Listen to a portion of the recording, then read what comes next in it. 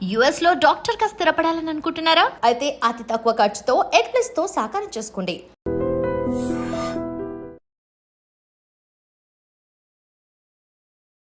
And మన bone ఒక strength అనేది కూడా రాను రాను తగ్గిపోతుందా, లేకపోతే ఎలా ఉంటుంది ప్రజెంట్? తగ్గిపోతుందండి. తగ్గిపోతుంది. ఒక ఏజ్ వచ్చిన తర్వాత బోన్ స్ట్రెంత్ అనేది తగ్గిపోతుంది. ఓకే. మనకి హైయెస్ట్ ఉండేది ఏంటంటే 25 to 35 ఏజ్ గ్రూప్ మధ్యలో ఉండేది స్ట్రాంగ్గా ఉంటాయి. వన్స్ మీరు 50కి వచ్చారు, 60కి వచ్చారంటే ఆటోమేటిక్గా మీ బోన్స్లో బలం తగ్గిపోతుంది. మరి ఆ బోన్ స్ట్రాంగ్గా ఉంచుకోవాలంటే ఏం చేయాలి సార్? బోన్ స్ట్రాంగ్గా ఉంచుకోవాలి అంటే నెంబర్ 1 ఆల్కహాల్కి స్మోకింగ్కి దూరంగా ఉండాలి. ఓకే. నెంబర్ 1. నెంబర్ 2 ఈ షుగర్ డ్రింక్స్, కార్బోనేటెడ్ డ్రింక్స్ అంటే లైక్ ఈ సోడాలు అంటాం కదా, సోడాలు చాలామంది బిర్యానీ తిన్న తర్వాత ఆ సోడాలు తాగుతారు. తాగితే ఆ బేవ్ అనే సౌండ్ వస్తుంది. అది వస్తే వాళ్ళకి ఏదో చాలా బాగా అయింది అనుకుంటారు. సో ఆ సోడాలు తాగడం వల్ల ఏమవుతుందంటే బోన్స్ కూడా డ్యామేజ్ అవుతాయి. సో స్మోకింగ్, ఆల్కహాల్ని స్టాప్ చేయాలి. ఈ సోడాలు తాగడం వాటిని ఆ హ్యాబిట్ని కూడా మానేసుకోవాలి. అంటే ఎంత తక్కువ కుదిరితే అంత తక్కువ తీసుకోవాలి అంతే. ఓకేనా? తర్వాత రెగ్యులర్గా వైటమిన్ D3, సీరం కాల్షియము, తర్వాత ఇలాంటి టెస్ట్లు అవసరమైనవి చేయించుకోవాలి. తర్వాత BMD టెస్ట్లు చేయించుకోవాలి. సీరం కాల్షియము, వైటమిన్ D కనుక తక్కువ ఉంటే మీ డాక్టర్ గారు అడ్వైస్ తీసుకొని దాని ప్రకారంగా ట్రీట్మెంట్ తీసుకోవాలి. సో ఎండలో అయితే ఖచ్చితంగా అట్లీస్ట్ డైలీ ఒక హాఫ్ అన్ అవర్, మార్నింగ్ 8 లోపల 9 లోపల, ఈవినింగ్ 2 తర్వాత, 2 or 3 తర్వాత హాఫ్ అన్ అవర్ అయినా మనం ఎక్స్పోజ్ అయితే బెస్ట్. ఇంకా మొబిలైజేషన్ చాలా ఇంపార్టెంట్ అండి. అంటే మనిషి నడవడము అనేది చాలా ఇంపార్టెంట్. మీకు ఇప్పుడు 2 పేషెంట్స్ ఉన్నారు. ఒక పేషెంట్ నడుస్తున్నాడు, ఒక పేషెంట్ ఒక నెల రోజులు మంచం మీదే ఉన్నాడు. ఎవరైనా ఒక మనిషి ఒక నెల రోజులు మంచం మీదే పడుకొని ఉన్నారంటే బోన్స్ కూడా వీక్ అయిపోతాయి సార్. వీక్ అయిపోతాయి. నడుస్తూ ఉండాలి. యూస్ చేయకపోయినా వీక్ అయిపోతాయి. నడుస్తూ ఉండాలి. మనిషి అనేవాడు నడుస్తూ ఉంటేనే స్ట్రాంగ్గా ఉంటాయి. ఇమ్మొబిలైజేషన్ చేసామంటే బోన్స్ వీక్ అయిపోతాయి, ఇరిగిపోవడానికి ఛాన్స్ ఎక్కువ ఉంటుంది. స్ట్రెంత్ అనేది కూడా తగ్గిపోతుంది. Yes sir. సో అందుకని వాళ్ళు నడవడానికి ప్రయారిటీ ఇవ్వాలి. సార్, ఈ బోన్స్ మనకు స్ట్రాంగ్గా ఉండడం కోసం ఏ కైండ్ ఆఫ్ ఫుడ్ కానీ ఇలాంటివి తీసుకుంటే బెటర్ అంటారు? చాలా మంచి క్వశ్చన్ అడిగారు సార్. నన్ను చాలామంది పేషెంట్స్ అడిగేది ఇదే సార్, బోన్ స్ట్రెంత్ అవ్వడానికి నేను ఏ ఫుడ్ తీసుకోవాలని అడుగుతారు. నేను వాళ్ళకి ఏం చెప్తానంటే ఇది రెండుగా చెప్తాను. ఏది తినాలి, ఏది తినకూడదు. ఎందుకంటే ఇక్కడ ఏం తినకూడదు అనేది more important. Like cool drinks, తర్వాత ఈ ప్యాక్డ్ ఫుడ్స్ నిజంగా బోన్స్కి మంచిది కాదండి. మీరు అనుకోవచ్చు అదేం సార్ కూల్ డ్రింక్స్ వల్ల ఏమవుతుంది, ఈ ప్యాక్డ్ ఫుడ్స్ వల్ల ఏమవుతుంది అంటే దెర్ ఆర్ మెనీ స్టడీస్. ఈ వీటిల్లో ఉండే ఈ కెమికల్స్ వల్ల బోన్స్ అనేవి డ్యామేజ్ అవుతున్నాయి, బోన్స్ ఎఫెక్ట్ అయిపోతున్నాయి. బోన్ యొక్క మనకి బోన్ ఎలా ఉంటుందంటే సార్, కంటిన్యూస్గా ఫామ్ అవుతూ ఉంటుంది, కంటిన్యూస్గా రిజార్ప్షన్ అవుతూ ఉంటుంది. అంటే కొత్త బోన్ వస్తూ ఉంటుంది, కొంచెం ఆస్టియోబ్లాస్ట్స్ ఉంటాయి, ఆస్టియోక్లాస్ట్స్ ఉంటాయి, ఆస్టియోసైట్స్ ఉంటాయి. ఆస్టియోబ్లాస్ట్ ఏం చేస్తుంది అంటే కొత్త బోన్ ఫామ్ చేస్తుంది. ఆస్టియోసైట్ ఏం చేస్తుందంటే బోన్ హెల్త్ మెయింటైన్ చేస్తుంది. ఆస్టియోక్లాస్ట్ ఏం చేస్తుందంటే బోన్ని లాగేసుకుంటుంది, రిజార్ప్షన్ అంటాం. ఓకేనా? సో ఈ కూల్ డ్రింక్స్, తర్వాత ఈ ప్యాక్డ్ ఫుడ్స్ తినడం వల్ల ఏమవుతుందంటే ఈ ఆస్టియోక్లాస్ట్ యాక్టివిటీ సరిగ్గా జరగకపోవడం వల్ల రిజార్ప్షన్ అనేది ఎక్కువైపోతూ ఉండి బోన్స్ వీక్ అయిపోతూ ఉంటాయి అన్నమాట. సో అందుకని ఈ కూల్ డ్రింక్స్లో ఈ సోడా ఉండేవి, వీటిలో ఈ ఫాస్ఫరిక్ యాసిడ్ ఉండడం, ఇట్లాంటివన్నీ అంత హెల్త్కి మంచిది కాదు. సో ఇవి తీసుకోకూడదని ఐటమ్స్. ఇక తినడానికి ఏమేం కావాలి, ఏవేవి తీసుకోవాలంటే మెయిన్గా నేను చెప్పేది పేషెంట్స్కి పాలు, ఆకుకూరలు, గుడ్లు, రాగి జావా. అంటే చాలా ఐటమ్స్ లిస్ట్ ఉంటుంది. ఆ లిస్ట్ అంతా చెప్పడం కన్నా జస్ట్ ఒక 3-4 ఐటమ్స్తో కంక్లూడ్ చేయడానికి పాలు తాగడం, ఆకుకూరలు, గ్రీన్ లీఫీ వెజిటబుల్స్ చాలా చాలా చాలా మంచిది బోన్ హెల్త్కి. కంటికి ఎలాగ మంచిదో బోన్ హెల్త్ కూడా అలాగే మంచిది. రాగి జావా చాలా చాలా మంచిదండి. దాంట్లో కాల్షియం, వైటమిన్స్, మినరల్స్ అన్నీ ఉంటాయి. తర్వాత మీరు తీసుకోగలిగితే ఆల్మండ్స్, డ్రై ఫ్రూట్స్ అవి కూడా తినొచ్చు హ్యాపీగా. పిల్లలకి చాక్లెట్లు, తర్వాత ఇట్లాంటివి ఈ ప్యాక్డ్ ఫుడ్స్ ఇచ్చే బదులు శుభ్రంగా 4 డ్రై ఫ్రూట్స్ ఇచ్చి దాంతో లడ్డూలు కూడా చేయాల్సిన అవసరం లేదు. జస్ట్ 4-5 బాదం కానీ, పిస్తా కానీ అవి వాళ్ళు తిన్నా హ్యాపీ. సో ఆర్థోపెడిక్ సర్జన్గా sir, so total knee replacement అని చెప్పేసి మనం వింటూ ఉంటాము. యాక్చువల్గా ఈ టోటల్ నీ రీప్లేస్మెంట్ అనేది కూడా యూజువల్గా ఎప్పుడు చేయించుకోవాలి? టోటల్ నీ రీప్లేస్మెంట్ సర్జరీ ఎప్పుడు చేయించుకోవాలంటే ఎవరైనా ఒక పేషెంట్కి ఒక 55 years ఏజ్ వచ్చినాయి, okay 55 to 60 ideal age group sir. అదేంటి సార్ 40గా చేసుకోకూడదు అంటే 40కి కూడా చేయొచ్చు, కొన్ని ఎక్సెప్షనల్ కండిషన్స్లో 40కి కూడా చేస్తాం. కానీ 55 to 60 ఏజ్ గ్రూప్ వాళ్ళకి కనుక చేస్తే మనం వేసే ఇంప్లాంట్ రఫ్గా 15 to 20 years వస్తుంది. సో 60 ఏళ్ళ వాళ్ళు చేయించుకున్నారు అనుకోండి, మనం చేసే ఇంప్లాంట్ మనం ఏదైతే ఇంప్లాంట్ పెడుతున్నామో అది రఫ్గా ఒక 15-20 years వస్తుంది. సో ఒక 75 years ఏజ్ వరకు వస్తుంది. సో మన ఇండియాలో యావరేజ్ లైఫ్ ఎక్స్పెక్టెన్సీ 72 years అనమాట. ఓకేనా? సో వాళ్ళ లైఫ్కి అది కరెక్ట్గా సరిపోతుందనే ఆ ఉద్దేశంతో ఆ ఏజ్ గ్రూప్ వాళ్ళకి మనం సజెస్ట్ చేస్తాం అనమాట. అలా అని కొంతమంది రుమటైడ్ ఆర్థరైటిస్ పేషెంట్లకి కొన్ని ఎక్సెప్షనల్ కండిషన్స్లో ముందే చేస్తాం.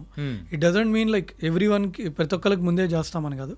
సో ఐడియల్గా 55 to 60 years ఏజ్ గ్రూప్ వాళ్ళు ఎవరైతే లైక్ లిటరల్గా 200 meters కూడా నడవలేకపోతున్నారో, ఎవరైతే అసలు ఇండియన్ టాయిలెట్ కాదు వెస్ట్రన్ టాయిలెట్లో కూడా కూర్చోలేకపోతున్నారో, ట్యాబ్లెట్లు వేసుకొని వాళ్ళు రోజు గడవట్లేదు, లిటరల్గా ట్యాబ్లెట్ వేసుకున్నా కూడా నొప్పులు తగ్గట్లేదు, అసలు నడవలేకపోవడం, కింద కూర్చోలేకపోవడం, 4 అడుగులు కూడా వేయలేకపోవడం, ఇలాంటి వాళ్ళకి నీ రీప్లేస్మెంట్ సజెస్ట్ చేస్తాం. సో అది ఏ ఏజ్లో అయినా కానీ ఇట్లాంటి ప్రాబ్లమ్స్ అయితే స్పెసిఫిక్గా ఉన్నాయంటే you will go for that total నీ యా. ఇంకోటి నీ రీప్లేస్మెంట్ సర్జరీ చెప్పినప్పుడు వాళ్ళ హార్ట్ కండిషన్ ఎలా ఉంది, షుగర్ ఉంటే షుగర్ కంట్రోల్లో ఉందా లేదా, ఇవన్నీ కూడా చూస్తామండి. ఓవరాల్గా వాళ్ళు ఎంత ఫిట్గా ఉన్నారనేది కూడా చూస్తాం. ఎందుకంటే సర్జరీ ముందు ఖచ్చితంగా కొన్ని బ్లడ్ టెస్ట్లు అవ్వాలి, తర్వాత గుండెకి సంబంధించి 2D echo, ECG, chest x ray, తర్వాత ఇంకా కార్డియాలజిస్ట్ డాక్టర్ గారు ఇంకేమన్నా ఫర్దర్ స్కాన్స్ అడ్వైజ్ చేస్తే ఆ స్కాన్స్ అవన్నీ అయిపోయి అవన్నీ నార్మల్గా ఉన్నాయనుకుంటే ఫిజిషియన్ కూడా చూసి ఓకే అనుకుంటే తర్వాత అనస్థీషియా డాక్టర్ గారు చూస్తారు, మత్తిచ్చే డాక్టర్ గారు, వాళ్ళు కూడా చూసి పేషెంట్ బాగానే ఉన్నారు, ఫిట్గా ఉన్నారు అనుకుంటే దెన్ అప్పుడు సర్జరీకి తీసుకుంటాం. సార్ ఓన్లీ ఈ హార్ట్కి సంబంధించిన వ్యాధులే కాకుండా కిడ్నీకి సంబంధించి, లివర్కి సంబంధించి ఇలా డిఫరెంట్ కూడా ఉంటాయి చూడండి సార్, అవి కూడా కన్సిడరేషన్ తీసుకొని you'll go for the surgery. అవునండి. ఓకే. ఈ నీ రీప్లేస్మెంట్ సర్జరీ తర్వాత వచ్చే కాంప్లికేషన్స్ కానీ ఏదైనా ఉంటాయంటారా? చాలా ఉంటాయి సార్. ఓకే. 100 మందిలో ఒకళ్ళిద్దరికి అది ఇన్ఫెక్షన్ వచ్చే ఛాన్స్ ఉంటుంది.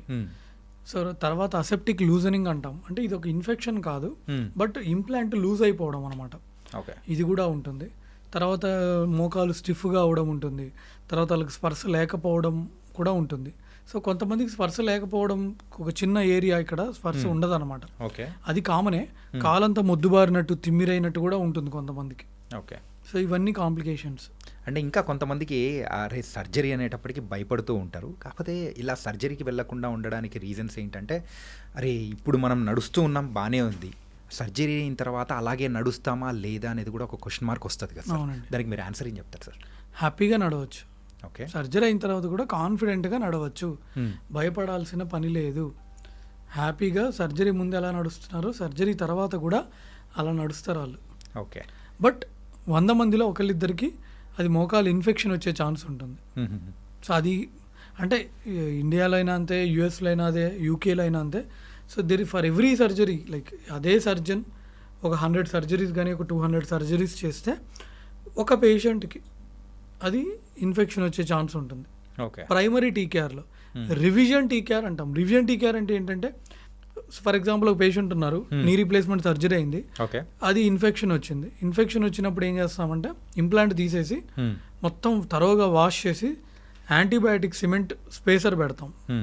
మళ్ళీ 4 నుంచి 6 వారాల తర్వాత ఒక యాంటీబయాటిక్ హాలిడే ఇచ్చి ఈఎస్ఆర్ సిఆర్పి కంట్రోల్లో ఉన్నాయో లేదా చూసుకొని అప్పుడు ఈ సెకండ్ స్టేజ్ చేస్తాం.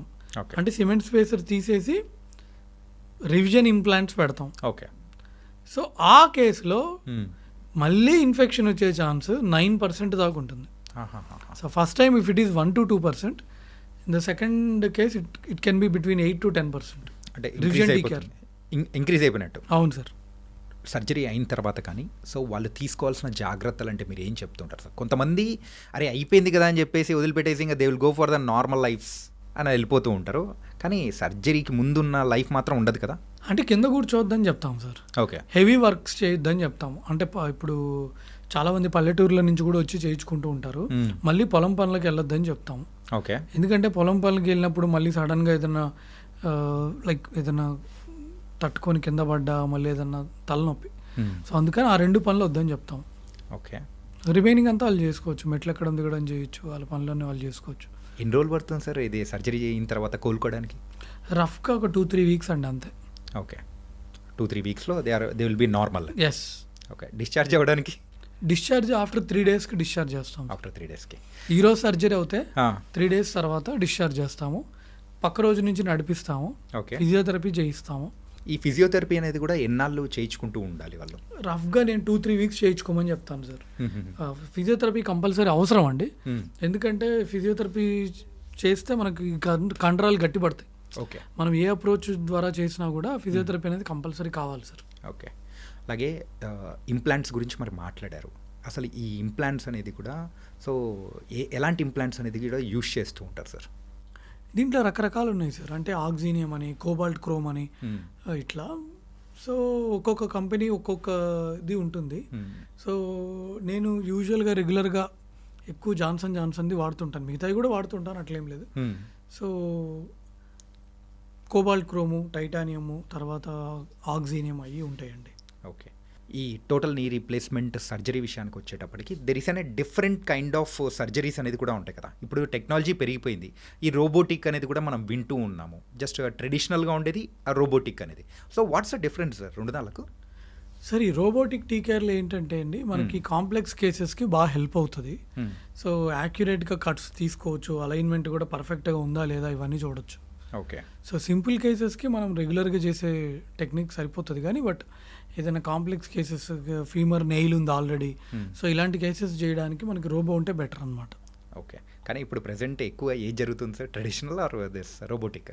సో ఇండియాలో ఇంకా ట్రెడిషనల్ వేలోనే జరుగుతుంది సార్. కొన్ని సెంటర్స్లోనే ఉంది robo, but by and large ఇండియాలో ఎక్కువ కేసెస్ అయితే ట్రెడిషనల్ వేలోనే జరుగుతున్నాయి. And is it expensive? Expensive అంటే అంత ఎక్స్పెన్సివ్ ఏం కాదు సార్. ఇన్సూరెన్స్ ఉంటే ఇన్సూరెన్స్లో కవర్ అవుతుందండి. సో హాస్పిటల్ బట్టి రఫ్గా ఉంటుంది ఓకే కాస్ట్. అండ్ ఇంకొకటి ఏంటంటే కాలు వంకర్లు అనేది కూడా తగ్గిపోతూ ఉందా ఈ సర్జరీ ద్వారా? కానీ చాలామంది క్వశ్చన్ అడుగుతారు సార్, నాకు కాలు ఈ వంకరగా ఉంది కదండి, కాలు మళ్ళీ కంప్లీట్గా స్ట్రైట్ అయిపోతుందా అని. కంప్లీట్గా స్ట్రైట్ అయిపోదు, కొంచెం కరెక్ట్ అవుతుంది. ఇప్పుడు కాలు ఇలాగా వాళ్ళకి మొత్తం బెండ్ అయిపోతుంది కదా సార్. అవును సార్. సో అందరికి కాదు, కొంతమందికి. సో వాళ్ళకి మొత్తం ఇలాగ స్ట్రైట్ అయిపోదు, కొంతవరకు స్ట్రైట్ అవుతుంది. ఓకే సార్, ఈ డౌట్స్ అనేది కూడా కంప్లీట్గా ఎవరైతే పేషెంట్స్ వస్తుంటారో ఇలాంటి కామన్ డౌట్స్ అనేది అడుగుతుంటారు కదా. అవునండి, అవును. ఎక్కువగా అడిగే డౌట్ అంటే ఏది సార్? నేను మళ్ళీ బాగా నడుస్తానా లేదా, నాకు నొప్పులు తగ్గుతాయా లేదా అని. సో వాళ్ళకి నేను చేసిన సర్జరీ వీడియోస్ నా యూట్యూబ్లోను ఇన్స్టాగ్రామ్లో ఉంటాయి కదండి, అవి చూపిస్తాను. అవి చూపించినప్పుడు వాళ్ళకి కొంచెం ఒక నమ్మకం వస్తుంది. ఓకే, సో బిఫోర్ సర్జరీ మనము ఏ కైండ్ ఆఫ్ బ్లడ్ టెస్ట్ చేయించుకోవాలని చెప్పేసి మీరు సజెస్ట్ చేస్తూ ఉంటారు?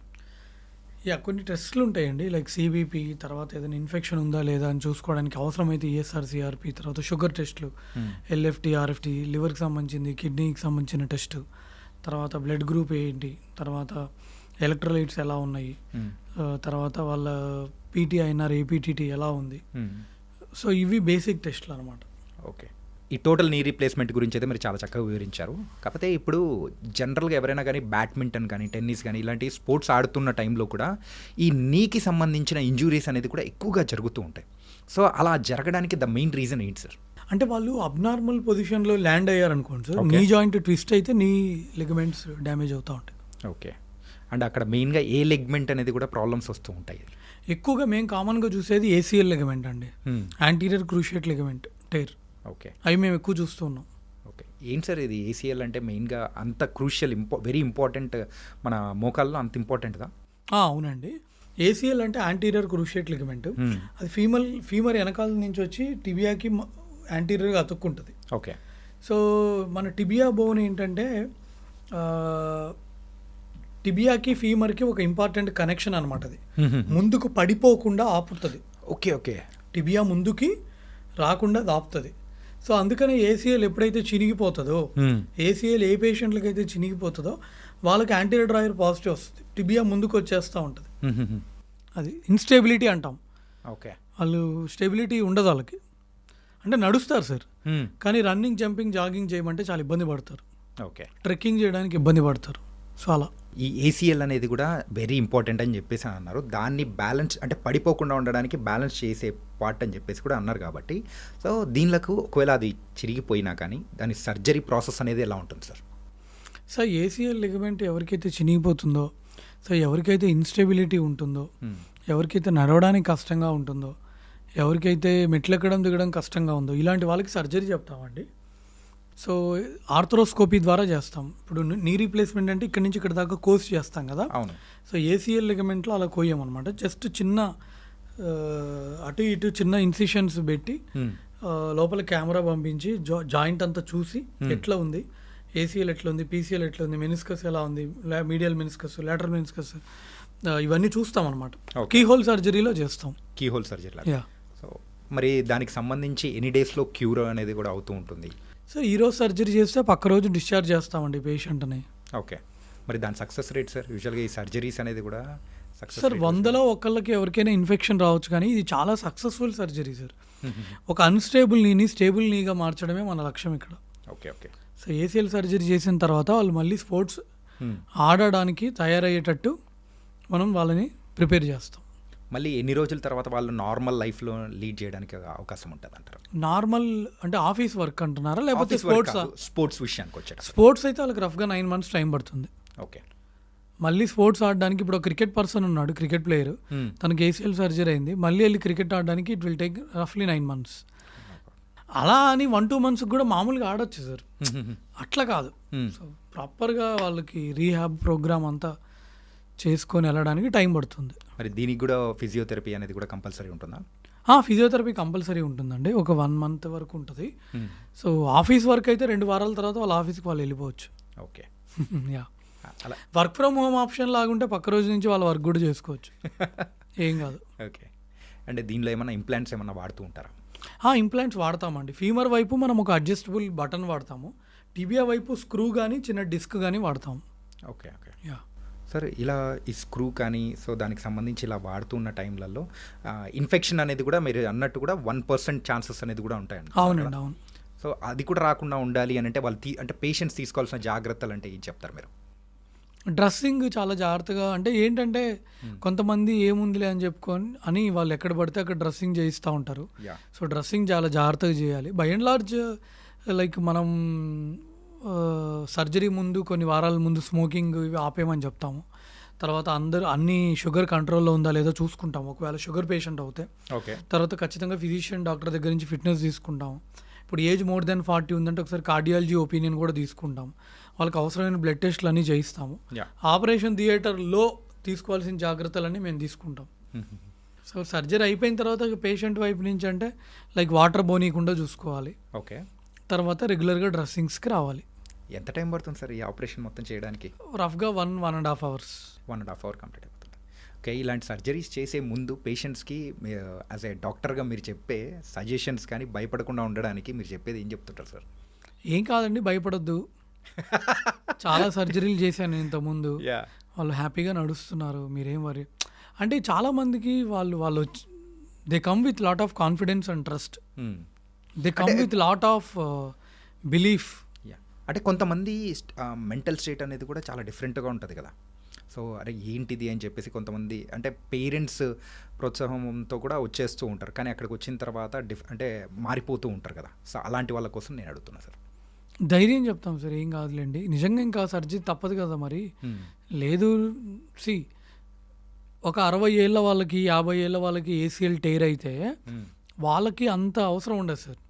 ఒక యంగ్ పేషెంట్కి ఏసీఎల్ టేర్ అయ్యి వాళ్ళు రన్నింగ్ చేయలేకపోతున్నారు, లేదా వాళ్ళు ట్రెక్కింగ్ చేయలేకపోతున్నారు, వాళ్ళు మెట్లు ఎక్కడం దిగడం కష్టంగా ఉంది అన్నారనుకోండి, వాళ్ళకి చేయించుకోమని చెప్తాను తప్ప. బట్ ఒక 50 years వచ్చిన వాళ్ళకి 60 years వచ్చిన వాళ్ళకి అంత చెప్పమన్నమాట. Okay. Yeah sir. And frozen shoulder అంటే ఏంటి సార్? ఫ్రోజన్ షోల్డర్ అంటే ఏంటంటేనండి, ఎవరికైతే ముఖ్యంగా డయాబెటిక్ పేషెంట్స్లో కానీ థైరాయిడ్ పేషెంట్స్లో కూడా ఏమవుతుందంటే ఈ షోల్డర్ జాయింట్ చుట్టూ ఉండే క్యాప్సూల్ టైట్ అయిపోయి ఈ మూమెంట్స్ అనేవి ఫ్రీగా ఉండవు. Okay okay. ఇట్లా రాదు, ఇలా రాదు, ఇలా రాదు, అది క్యాప్సూల్ టైట్ అయిపోయి మూమెంట్స్ సరిగ్గా ఉండవు అనమాట. సో మూమెంట్ రిస్ట్రిక్షన్ ఉంటుంది. ఓకే.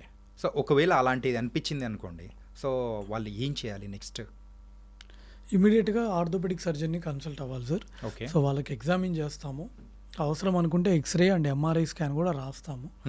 సో చూస్తాం అంటే అది ఫ్రోజన్ షోల్డర్ ఒకటే ఉందా, ఫ్రోజన్ షోల్డర్ కాకుండా ఇంకా వేరేవి ఏమైనా ఉన్నాయా, రొటేటర్ కఫ్ టైర్స్ ఏమైనా ఉన్నాయా, అంటే కండరాలు ఏమైనా చినిగినాయా, బైసెప్స్ టెండినైటిస్ ఏమైనా ఉందా, యాక్రోమియన్ ఎట్లా ఉంది, యాక్రోమియన్ షేప్ ఎలా ఉంది, నీ జాయింట్ షోల్డర్ జాయింట్ లోపల ఏమన్నా ఎఫ్యూజన్ ఉందా, ఫ్లూయిడ్ ఏమైనా చేరిందా, యాక్సిలరీ పౌచ్ ఎలా ఉంది, లిగమెంట్స్ ఎట్లా ఉన్నాయి, ఇవన్నీ చూస్తాం. రీసెంట్గా మా అమ్మగారికి కూడా సేమ్ అదే ప్రాబ్లం సార్. ఏంటంటే అది నిద్రలో పట్టేసిందేమో అని అనుకున్నాం, కానీ but after 1-2 days she became normal. మీరు అన్నట్టు కూడా ఇలా హ్యాండ్ అనేది ఎత్తనీకోకుండా అట్లే అయిపోయింది. వర్క్స్ అయితే కొన్ని చేసుకోగలుగుతుంది, కానీ బట్ హ్యాండ్ కంప్లీట్గా రైజ్ చేయనికోకుండా ఏది టచ్ చేస్తూనే ఫుల్ పెయిన్ అనేది కూడా వచ్చేస్తూ అట్లా అయిపోయింది అనమాట. సో ఈ కైండ్ ఆఫ్ సిమ్టమ్స్ అనేది కూడా కనిపించాయంటే it's an frozen shoulder can say. వీళ్ళు ఎగ్జామిన్ చేయాలి సార్, పడ్డారా, దెబ్బ తగిలిందా, ఇవన్నీ చూడాలి. షుగర్ ఉందా లేదా చూడాలి. యూజువల్గా ఈ ఫ్రోజన్ షోల్డర్ డయాబెటిక్ పేషెంట్స్లో, హైపోథైరాయిడిజం పేషెంట్స్లో, పార్కిన్సోనిజం పేషెంట్స్లో, ఆల్రెడీ పక్షవాతం వచ్చిన పేషెంట్స్లో, బెడ్ రిడెన్ పేషెంట్స్, వీళ్ళల్లో ఎక్కువ వస్తూ ఉంటుందండి. సో మనం ఎగ్జామిన్ చేయాలి. కొంతమందికి ఏంటంటే ఫ్రోజన్ షోల్డర్తో పాటు కండరాలు కూడా చినిగిపోతాయి ఇక్కడ. అంటే సడన్గా బకెట్ లిఫ్ట్ చేసిన, లేదా జిమ్కి వెళ్ళి ఏదైనా వెయిట్స్ లిఫ్ట్ చేసిన, లేదైనా గోడ గట్టిగా గుద్దుకున్నా, లేదన్నా కింద పడ్డా కూడా రొటేటర్ కఫ్ మజిల్స్ చినిగిపోతాయి, కండరాలు చినిగిపోతాయి అనమాట. కండరాలు చినిగినప్పుడు కూడా సో వాళ్ళకి చెయ్యి లేపడానికి రాదు, కష్టంగా ఉంటుంది. మరి అలాంటి వాళ్ళకు చికిత్స అంటే మీరు ఏం చెప్తారు సార్? సర్జరీనేనా? ఇనీషియల్గా మనం అదే ఎక్స్రే, ఎంఆర్ఐ చేయిస్తామండి. ఓకే. సో దాన్ని బట్టి ఉంటుంది వాళ్ళకి సివియారిటీ ఎలా ఉంది, ఎన్ని నెలల నుంచి ఉంది, ఆల్రెడీ 6 నెలలు అయిందా, లేకపోతే ఆల్రెడీ 1 year అయిందా, ఆల్రెడీ ఏమైనా మందులు వాడారా, ఆల్రెడీ ఫిజియోథెరపీ తీసుకున్నారా లేదా, అసలు వాళ్ళ పెయిన్ ఎలాగుంది, ఎంత సివియర్గా ఉంది, స్టిఫ్నెస్ ఎలా ఉంది, ఎంత సివియర్గా ఉందా, వీటన్నిటిని దృష్టిలో పెట్టుకొని సర్జరీ అవసరమా లేదా అనేది చెప్తాం. చేయాలంటే ఎంత ఎర్లీగా చేయాలి, ఒకవేళ సర్జరీ చేయాలంటే ఏంటి చేయాలి, ఏం సర్జరీ చేయాలి, కఫ్ రిపేర్ ఎలా చేయాలి, సింగిల్ రోనా, డబుల్ రో రిపేరా, ఇవన్నీ ఉంటాయి. కఫ్ రిపేర్ అనేటప్పటికి కంప్లీట్గా ఇదైతే ఉంటుంది. అదో మరి ఆ సర్జరీ అనేది కూడా it's a complicated surgery or what sir? Minor surgery sir, arthroscopy ద్వారా చేసేది. చిన్న కీ హోల్ సర్జరీ ఉంటుంది, చిన్న కీ హోల్ పెడతాం, షోల్డర్ లోపల కెమెరా పంపించి టీవీలో చూస్తూ చేస్తాం. ఓకే. రీసెంట్గా మీ సోషల్ మీడియా ఒక పోస్ట్లో కూడా నేను చూశాను సార్. ఏంటంటే ఒక పేషెంట్కి కూడా మీరు చేసి దానికి కుట్లేసి చూపించారు. ఐ థింక్ అదే అనుకుంటా. అవునండి, కరెక్ట్. ఓకే. సో అది ఎన్ని డేస్ పడుతుంది? సేమ్ దానికి కూడా ప్రాసెస్ కానీ అంటే క్యూర్ అయ్యి వెళ్ళిపోవడానికి కానీ ఎన్ని డేస్ పడుతుంది అంటారు? సార్ ఇప్పుడు కఫ్ రిపేర్ చేస్తే దానికి ఒక రకమైన టైం పడుతుంది, బ్యాంకర్స్ చేస్తే దానికి ఒక రకమైన టైం పడుతుంది.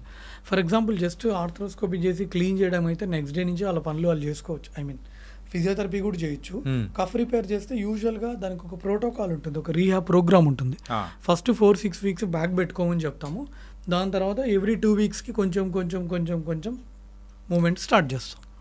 వీటన్నిటి గురించి చాలా చక్కగా చెప్పారు sir. It's everything is super. కాకపోతే జనరల్ లైఫ్లో వచ్చే డౌట్స్ అయితే కొన్ని ఉన్నాయి. మనము ఫోన్ యూజ్ చేసే విధానం అనేది కూడా ఒకటి ఉండాలి, లేకపోతే పెయిన్స్ అనేది కూడా వస్తూ ఉంటుంది. ఈ మధ్య రీల్స్ వచ్చిన ట్రెండ్తో వేళ్ళ నొప్పులు వచ్చేస్తూ ఉన్నాయి, అండ్ పట్టుకొని ఈ వెయిట్ వల్ల ఏమో ఇక్కడ పెయిన్స్ వచ్చేస్తున్నాయి. ఇంకొకటి బ్యాక్ పెయిన్స్. అసలు ఫోన్ యూజ్ చేసేటప్పుడు మన పోస్చర్ అనేది ఎలా ఉండాలి, ఎలా యూజ్ చేయాలంటారు? ఇలా పెట్టి చూస్తే ఇక్కడ మెడ ఎక్కువసేపు మీరు ఒక 10 minutes ఇలా పెట్టి చూడండి, మెడ నొప్పి వస్తుంది. సో ఎప్పుడైనా ఇలా పెట్టి చూడాలి, ఐ లెవెల్లో పెట్టి చూడాలి. మనం ఐ లెవెల్లో పెట్టి చూసినప్పుడు మనకి ఇక్కడ లోడ్ ఎక్కువ పడదు. అలా కాకుండా మనం ఇలా మెడ వంచి చూసామనుకోండి, ఎవ్రీ 10 degreesకి ఇక్కడ లోడ్ ఎక్కువ పడుతుంది, ఎవ్రీ 10 degreesకి. ఓకే. సో దానివల్ల ఎక్కువ మెడ అరిగిపోయే ఛాన్స్ కూడా ఉంటుంది, డిస్క్ ప్రాబ్లమ్స్ ఇవి వస్తూ ఉంటాయి. సో ఐ లెవెల్లో చూడాలి సార్. బేసిక్గా నేను చెప్పే ఉద్దేశం ఏంటంటే ఐ లెవెల్లో చూడాలి. ఓకే. టీవీ కానీ వాటెవర్, న్యూస్ పేపర్ కూడా ఇలా పెట్టుకొని చూడకూడదు. ఒకవేళ ఇలా డిగ్రీస్ అనేది కూడా ఎవ్రీ 10 degreesకి సివియారిటీ అనేది కూడా పెరుగుతూ ఉంటుంది కదా. సో ఇలా ఫోన్ యూజ్ చేయడం వల్ల వచ్చే మెయిన్ ప్రాబ్లమ్స్ ఏంటి? డిస్క్ బల్జెస్ వస్తాయి సార్, డిస్క్ ప్రాబ్లమ్స్ వస్తూ ఉంటాయి. సో మళ్ళీ అది సివియర్ అవుతే రాడికులోపతి అంటాము, ఇంకా సివియర్ అవుతే స్పాండిలోసిస్, తర్వాత మైలోపతి ఇవి అంటాం. So prevention is better than cure కాబట్టి so just try to see the phone like this. Okay, that's better. So ఓవరాల్గా మన హెల్త్ని, బోన్ హెల్త్నైనా కానీ చక్కగా చూసుకోవాలి, పర్ఫెక్ట్గా ఉండాలి అని అంటే సో యాజ్ ఏ డాక్టర్గా మీరు ఇచ్చే సజెషన్ ఏంటి? ఒక హెల్దీ బ్యాలెన్స్డ్ డైట్ ఫుడ్ తీసుకోవడం సార్. అంటే ఓన్లీ కార్బ్స్ తీసుకోండి, ఓన్లీ ప్రోటీన్స్ తీసుకోండి, ఓన్లీ ఫ్యాట్స్ తీసుకోండి, లేదా ఓన్లీ ఇవే తీసుకోండి అని చెప్పను నేను. మనం తినే ఫుడ్లో కార్బ్స్ ఉండాలి, ప్రోటీన్ ఉండాలి, హెల్దీ ఫ్యాట్స్ ఉండాలి, అన్నీ ఉండాలి. ఫైబర్ కూడా చాలా చాలా ఇంపార్టెంట్, నెంబర్ 1. తర్వాత ఇందాక నేను చెప్పినట్టు ఈ పాలు, ఆకుకూరలు, రాగి జావ అవి కూడా చాలా చాలా ఇంపార్టెంట్. తర్వాత ఈ షుగర్ డ్రింక్స్కి, తర్వాత ఈ షుగర్ సిరప్స్కి, తర్వాత ఈ ప్యాక్డ్ ఫుడ్స్కి ఎంత దూరంగా ఉంటే అంత బెటర్. ఎందుకంటే ఇప్పుడున్న రియలిస్టిక్ అంటే ఇప్పుడున్న దీంట్లో మనం టోటల్గా జీరో చేయలేం, కానీ but once in a while తప్పదు ఒక్కొక్కసారి. అట్ ద సేమ్ టైం మన వెయిట్ని మనం కంట్రోల్లో ఉంచుకోవడం. ఎందుకంటే ఓవర్ వెయిట్ ఉండి ఒబేస్గా ఉన్నామంటే ఆ బరువు కూడా మన మోకాళ్ళే కదండి మొయ్యాలి. సో మోకాళ్ళు ఎక్కువ అరిగే ఛాన్స్ ఉంటుంది. సో మీ బిఎంఐని మీరు కంట్రోల్లో ఉంచుకోవాలి, హైట్కి తగ్గ వెయిట్ ఉండాలి. So nice sir. అండ్ మీరు ఇచ్చే సజెషన్స్ అయితే ఖచ్చితంగా మన వాళ్ళు ఫాలో అవుతారు అనుకుంటున్నాను. So thank you so much for yes sir. Thank you so much. Thank you.